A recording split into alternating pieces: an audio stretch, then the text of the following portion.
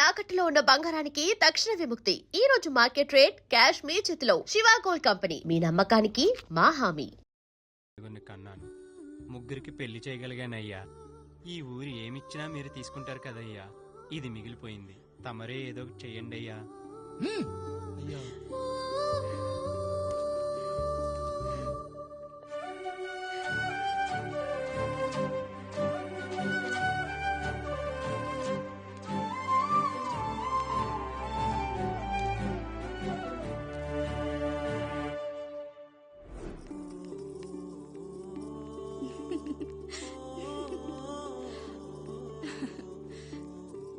ఈ ఇల్లు, ఆస్తి, ఇంత గొప్ప భర్త, పిల్లలు, చాలా ఆనందంగా ఉందండి. కానీ నాకు ఒకటే లోటు. మన తర్వాత మన పిల్లల్ని చూసుకోవడానికి వీళ్ళకొక అన్నయ్య కావాలండి. అచ్చం మీ పోలికలతో వీళ్ళకొక అన్నయ్యని కందామండి. నువ్వు అడుగుతే కాదనగలనా?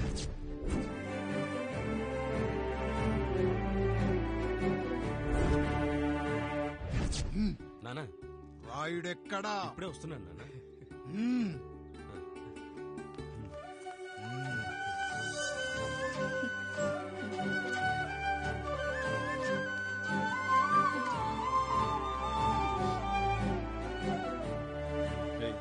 చూడరా, మీ అన్న మీద పగ తీర్చుకోవడానికి నీకు ఇదే సరైన సమయం.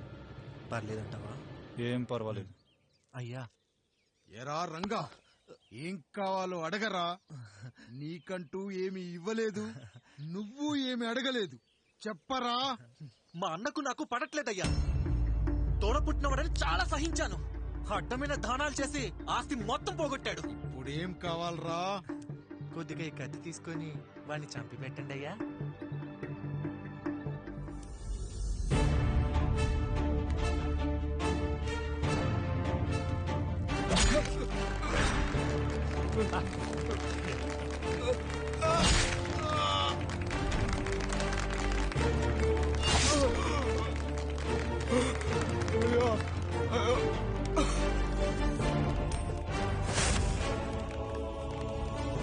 నాయుడు, అన్యాయంగా మా నాన్నని చంపేశావు. గుర్తుంచుకో, ఈ నాయుడి కొడుకు నీ కుటుంబం పాలిట సైనికుడిగా మారబోతున్నాడు. నిన్ను, నీ కొడుకుని, ఆడికి పుట్టబోయే కొడుకుని అందరినీ లేపేస్తా.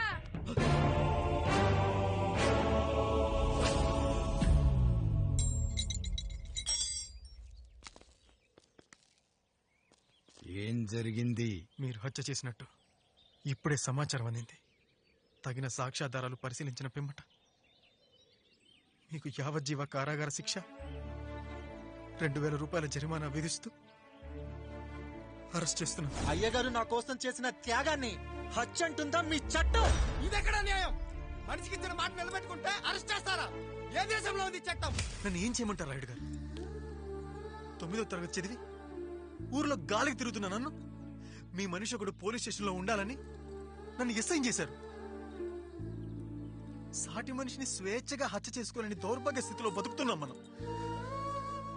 మీరు చేసిన ఈ గొప్ప పనిని అర్థం చేసుకునే సంస్కారం, విజ్ఞత, విజ్ఞానం మాకు లేవు సార్, మాకు లేవు.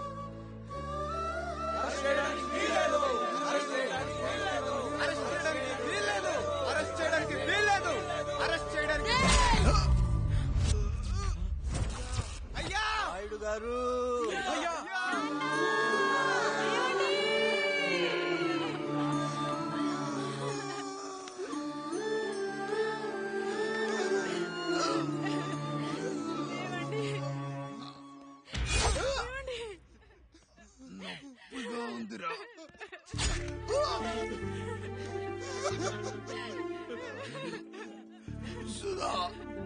నేను లేకుండా ఎలా ఉండగా?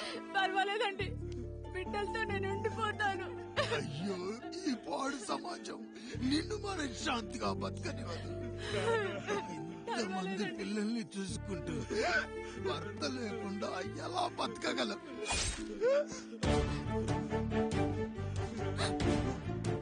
వద్దండి.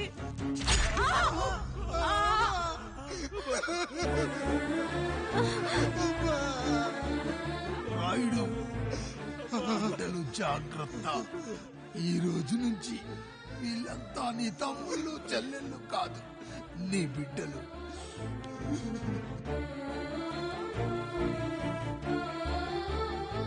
ఎక్కడికి వెళ్ళనురా.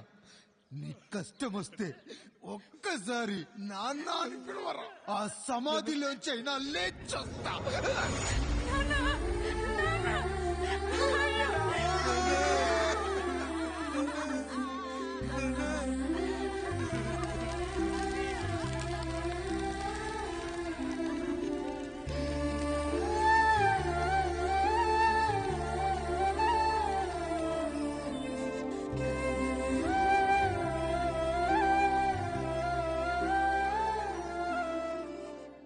ఇందు మూలంగా 50 మందికి తెలియజేయనిదేమనగా ఊరికి కొత్తగా వచ్చిన యాండ్రాయిడ్ తన తండ్రి పెదరాయుడు అని ఆస్తిలో వాటా పంచమని రచ్చబండిని ఆశ్రయించడం వలన గ్రామ పెద్దలందరూ రేపు 11 గంటలకు రాయుడు గారింటికి రావాల్సిందిగా కోరుచున్నాము.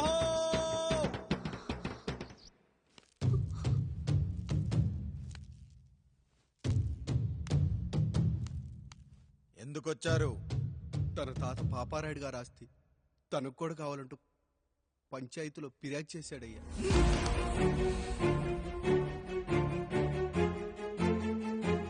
మస్తా గారు ఆ దస్తావేజులు ఇవ్వండి. అయ్యా మరి మా సంగతి ఏంటి? అడగరేంటి? అవునన్నయ్యా. ఈరోజు మీ పన్మేష్ కొడుకొచ్చాడు, రేపు ఆ పాలదం కూతురు వస్తుంది.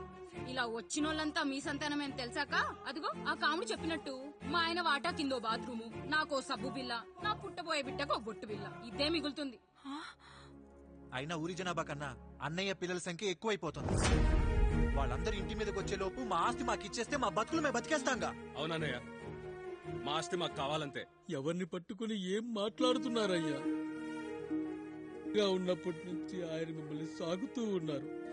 ఈ రోజు పెరిగి పండయ్యాక మా దారి మేము చూసుకుంటా అనడం న్యాయం కాదయ్యా, న్యాయం కాదు. ఏ ఆయన నీకో కొడుకునిచ్చాడా? వాడి పేరేంటి? ఐఫోనా? ఎరా ఆస్తి కావాలా? 4 బ్రష్లతో తోముకుంటే ఎక్కడ విడిపోతామో అని నా బ్రష్ టూత్ పేస్ట్ నీకు త్యాగం చేసినప్పుడు అప్పుడు అడగాల్సిందిరా అన్నయ్య ఆస్తి కావాలి అని. ఎరా నేను వాడిపారేసిన లంగోటాలు మార్చి మార్చి చొక్కాలు చేతిగుడ్డలుగా వాడారే, అప్పుడు అడగాల్సిందిరా అన్నయ్య ఆస్తి పంచు అని. నువ్వు 6 నెలల పసిగందుగా ఉన్నప్పుడు పాల కోసం ఏడుస్తుంటే నిన్ను తీసుకెళ్లి పసుల దొడ్లో కట్టేశానే, అప్పుడు అడగాల్సిందిరా అన్నయ్య నాకు ఆస్తి కావాలి అని. మా తండ్రి గారు పాపారాయుడు పోలికలు నాకు, నా పోలికలు ఆండ్రాయిడ్కి. అసలు మా కుటుంబంలో ఏ పోలికలు లేని మీకు ఎందుకు ఇవ్వాలరా ఆస్తి? ఆస్తి లేదు, గీస్తి లేదు. Get out, get out, get out, get out, get out అని నేను అనొచ్చు, కానీ అనగలనట్రా? అనలేను. ఎందుకంటే మీరంతా నా తమ్ముళ్ళు, నా చెల్లెళ్ళు. రక్తం తాగిన దోమ కూడా వెళ్లేటప్పుడు కృతజ్ఞతగా ఏ మలేరియానో టైఫాయిడో వదిలి వెళ్తుంది. కానీ రక్తం పంచుకొని పుట్టిన మీరు ఈ అన్నయ్య కోసం ఆస్తి కూడా వదల్లేకపోతున్నారు కదరా. గుమస్తా గారు, నా యావదాస్తి నా తమ్ముళ్లకు చెల్లెళ్లకు వాళ్ళ పేర్ల మీద రాయండి. నాకు చిల్లి గవ్వ కూడా అక్కర్లేదు. ఇక ఈ ఇంటికి నాకు ఎటువంటి సంబంధం లేదు. లక్ష్మి, సావిత్రి, మీ చీరలు విప్పేయండి. ఇక్కడికి వచ్చేటప్పుడు ఏ చీరలు కట్టుకున్నారో వెళ్ళేటప్పుడు కూడా అదే చీరలు కట్టుకోండి. వెళ్ళిపోదాం. దస్తావేజులు తీసుకురండి.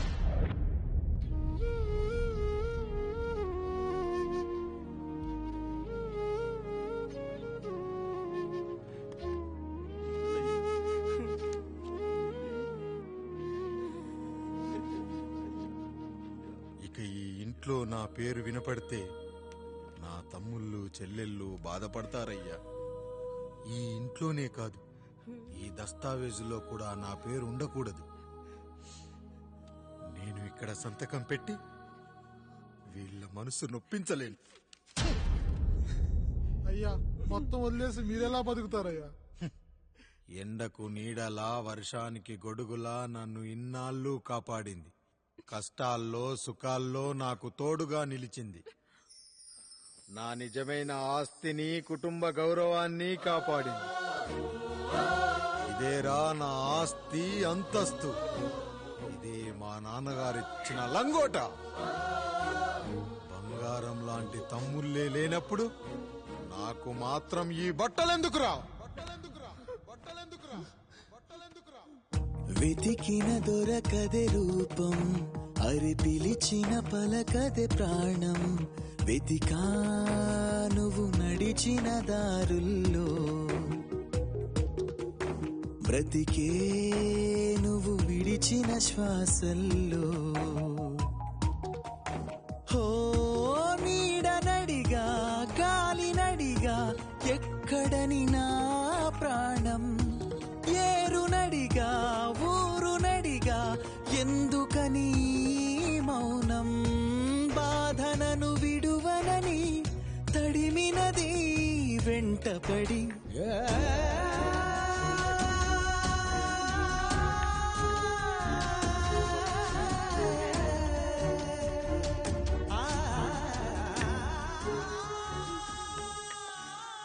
ఏవండి,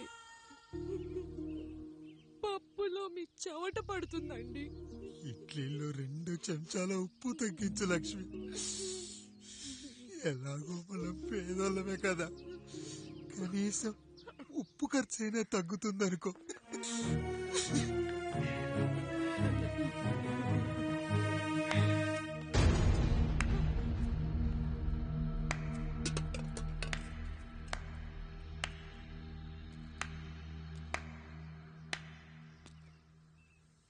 పప్పు రుబ్బుతున్నావా పెదరాయుడు? ఎవడికైనా చేసిన పాపం పండుతుంది అంటారు. నీకు మాత్రం అదిగో అలా పిండయింది. అరే రే రే రే రే, చేతి నిండా భార్యలు, ఇంటి నిండా బంధువులు, బీరువా నిండా డబ్బులు, ఊరి నిండా జనాలు. ఏరి ఎక్కడ? ఇంటర్వెల్ ముందు ఇంటర్ చదివే కుర్రాడు ఏదో ఆవేశంగా డైలాగులు చెప్పాడు. సెకండ్ హాఫ్ కు మర్చిపోతాడు అనుకున్నావు కదూ? మర్చిపోవడానికి నువ్వు నాకిచ్చింది అప్పు కాదు, ద్రోహం. అమ్మ వచ్చిన ప్రతిసారి అడిగేవాణ్ణి, అమ్మా నాన్నెక్కడా అని. నీ గురించి తెలిసాక నీ ముందుకొచ్చా, నీ బ్రతుకుని ఇక్కడి దాకా తీసుకొచ్చా. పిక్చర్ అభి బాకీ హే మేరా పితాజీ. నిన్నిలాగే వదిలేస్తే ఈ ఆండ్రాయిడ్ తో వదలవు. సామ్సంగ్లు, హెచ్టీసీలు, లెనోవాలు అంటూ కనిపారేస్తూ మా అమ్మ లాంటోళ్ళ కోసం తిరుగుతూనే ఉంటావు.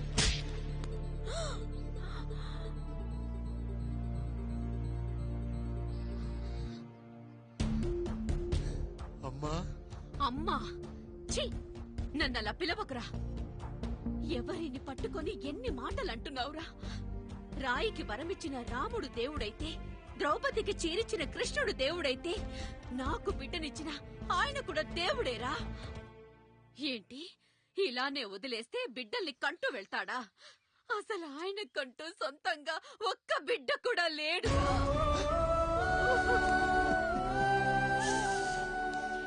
అసలు ఏం జరిగిందో తెలుసా? మీరుండండి అయ్యా, ఉండండి. మొదటి భార్యని చేసుకున్నాక పిల్లలు పుట్టలేదని రెండో పెళ్లి చేసుకున్నారు. ఆవిడకి పుట్టలేదు. మూడోసారైనా తగులుతుందనుకున్నాం, తనకే పుట్టలేదు. పిల్లల కోసం పెళ్ళాలని మార్చాడే కాని వాళ్ళని వదిలేయలేదురా. అదిరా మా పెద్దయ్య మనసు. ఆయన దగ్గర బాణం ఉంది కానీ లేదురా.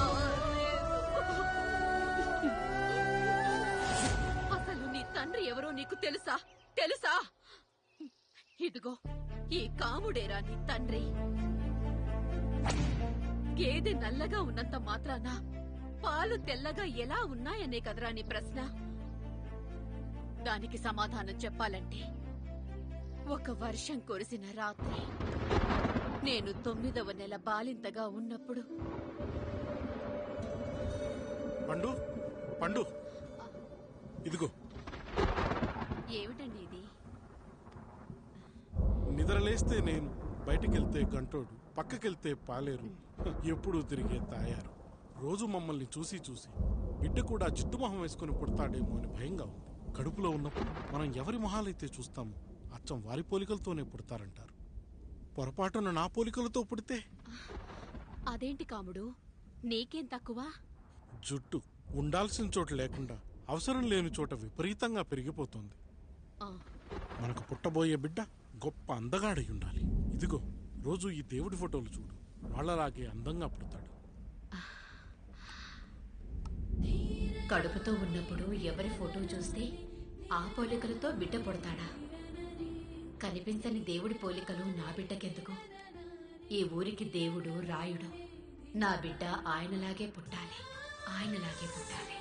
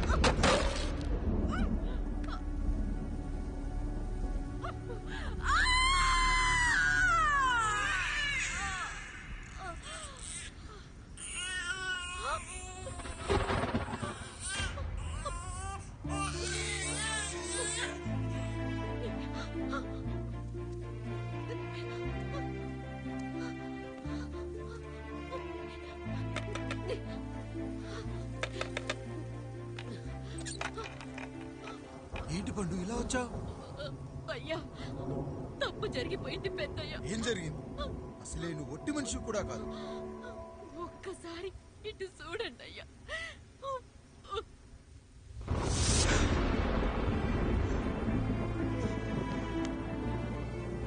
వీడేంటి అచ్చం నాలా ఉన్నాడు? అసలేంటి, ఎందుకు ఇలా జరిగింది?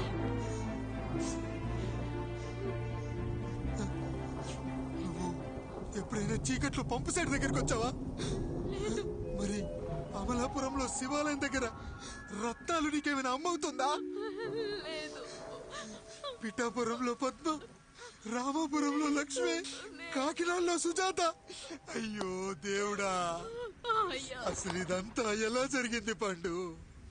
అయ్యా, ఇదంతా కాముడి వల్లే అయ్యా, కాముడి వల్లే. కాముడా? కాముడు కుటుంబానికి నాకు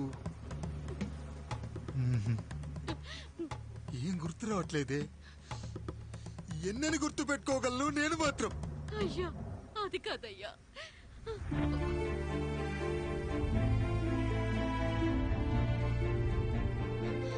అలా రోజు మీ ఫోటో చూసి చూసి అచ్చం మీలాగే పుట్టాడు. అయ్యో, నా పోలికతో బిడ్డ కావాలనుకోవడం ఏంటి పండు? నువ్విలా చేయడం ఏంటి పండు? పోలికల కోసం ఫోటోలు ఎందుకు చూసావు పండు? అందుకే కదయ్యా ముందు ఆ డైలాగ్ చెప్పాను, తప్పు జరిగిందని. ఇప్పుడు ఏం చెయ్యాలయ్యా? స్వచ్ఛమైన మన ప్రేమను ఈ పాడులోకం అర్థం చేసుకోదు. కనీసం మీ ఇద్దరి జీవితం బాగున్నా ఆనందపడేవాడి. వీణ్ణిక్కడ ఉంచొద్దు పండు, బయటికి పంపించు. బయటికి పంపించి బాగా చదివించు, గొప్పవాణ్ణి చెయ్యి. వీడికి అయ్యే ఖర్చంతా నేనే భరిస్తా. అవసరమైతే ఆ డబ్బు కాముడి జీతంలో కట్ చేద్దాం. అయ్యా, వెళ్లే ముందు వీడికొక పేరు పెట్టండి అయ్యా. వీడు ఇంకో రాయుడు, అంటే ఇంగ్లీష్ లో అండ్ రాయుడు, అండ్ రాయుడు.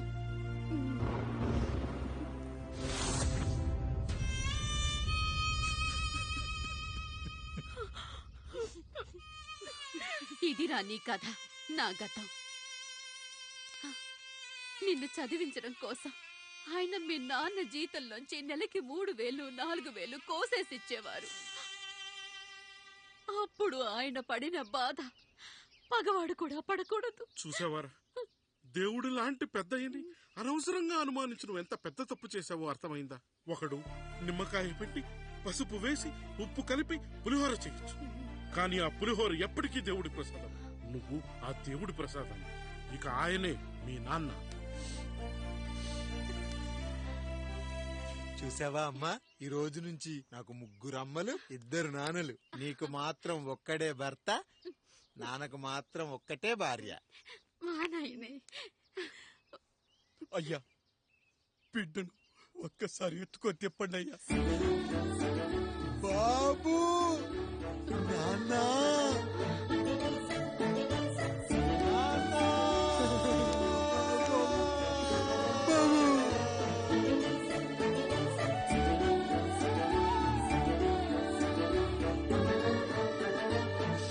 నన్ను క్షమించు నాన్న. ఇప్పటికైనా నిజం అర్థం చేసుకున్నావు. అది నాకు చాలురా, చాలు. చాలదు నాన్న. నిన్ను ఏలెత్తి చూపిన జనంతో చెయ్యెత్తి దండం పెట్టించాలి.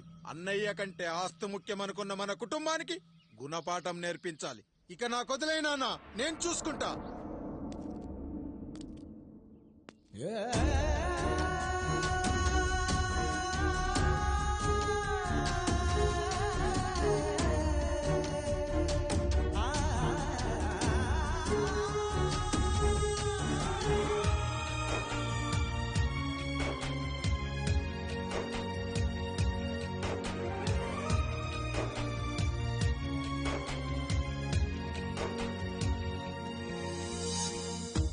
మనసుకే తగిలిన గాయం తుడిచేది ఇంకెవరు?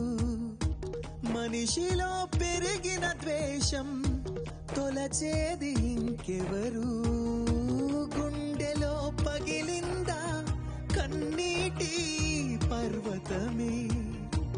ఓదార్పు కరువయ్యే బంధాల సంద్రములో జాలి లేదు, కరుణ లేదు ఈ స్వార్థ మనుషులలోనా. గురుతులేవి, మనుగడేది ఈ మనిషి మంచితనానా. బాధలను విడువనని నవ్వినది వెంటపడి.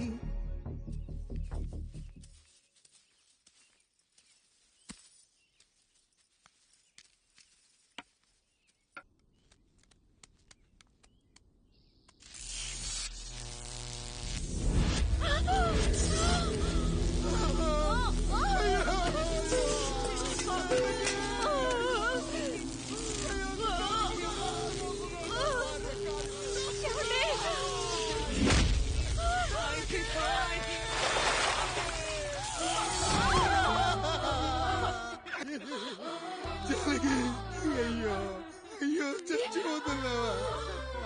ఎందుకు ఇలా జరుగుతుందండి? మనసులో మాట నాకు తెలియదా? నేను చచ్చిపోతున్నాను, మీరు ఇంకో పెళ్లి చేసుకోండి అని అంటావు కదా. అయ్యో, మరి ఏంటి జానకి? హాస్పిటల్ కి తీసుకెళ్ళండి. హాస్పిటల్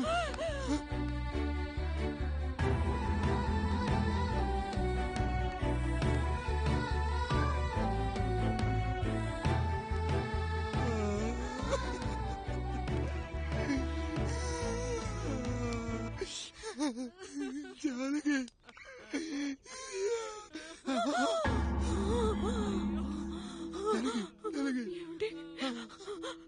నేను వెళ్ళిపోతున్నాను. నా కోసం చివరిగా ఒక పాట పాడండి.